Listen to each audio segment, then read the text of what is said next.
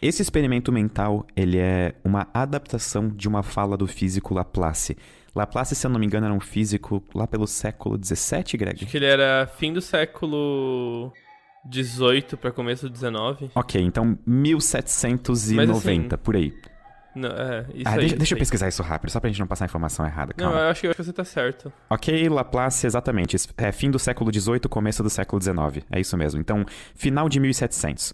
E ele falou a seguinte frase que ficou famosa. Se alguém me der todas as leis da física, ou se eu souber todas as leis da física, e todas as posições e velocidades de todas as partículas que existem no universo, então eu consigo prever como que vai estar o universo em qualquer momento para frente ou para trás. Basicamente, o que ele afirmava é que, tendo as posições das partículas, o momento, ou seja, a velocidade dessas partículas, e conhecendo todas as leis de interação, tipo, contabilizando tudo, ele conseguiria prever o futuro e o passado, porque seria, basicamente, tudo seguiria uma causalidade. Tipo assim, teria uma ordem de causa e efeito, então as coisas seriam fáceis de calcular. Porém, Laplace não contabilizou que existiria mecânica quântica. Então, o universo ele é um pouco menos causal do que a gente imagina. É menos causal do que ele imagina, mas eu tenho meus argumentos contra essa ideia do Laplace sem ter que invocar a mecânica quântica, mas enfim. Interessante, por favor, por favor. Basicamente é o seguinte, num primeiro momento, o que dá pra fazer, por exemplo, o ponto do Laplace é o seguinte, se a gente sabe tudo e como as coisas se comportam dentro do paradigma científico, a gente consegue calcular tudo. Essa é a tese dele. E por conta disso, a gente, sei lá, poderia calcular decisões humanas em algum ponto.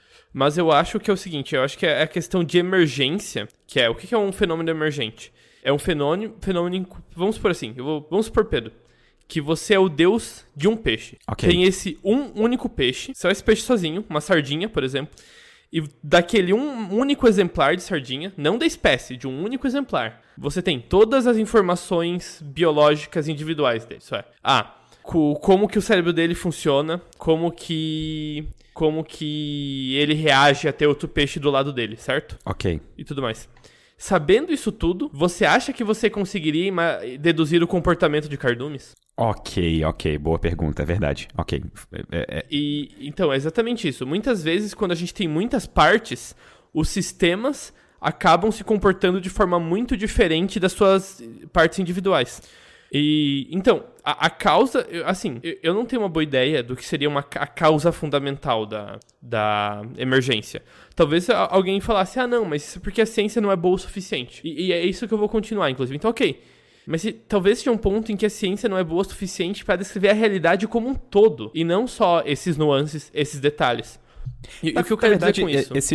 Eu até ia comentar, desculpa te interromper, mas eu até ia argumentar que esse teu argumento, ele é um bom argumento hoje em dia, só que na época talvez ele seria um argumento considerado meio fraco. Laplace não devia porque facilmente alguém do tipo Laplace poderia contra-argumentar, ok, mas nós saberemos como calcular o cardume, por exemplo, porque a gente sabe como calcular todas as pequenas partes, então tudo se segue das leis da física que a gente conhece. Sim, mas o ponto que eu quero chegar aqui é que talvez a ciência não possa descrever tudo exatamente, sabe? Talvez a ciência não seja uma descrição perfeitamente precisa da realidade. Eu tô, saindo do realismo da ciência que você comentou no último episódio.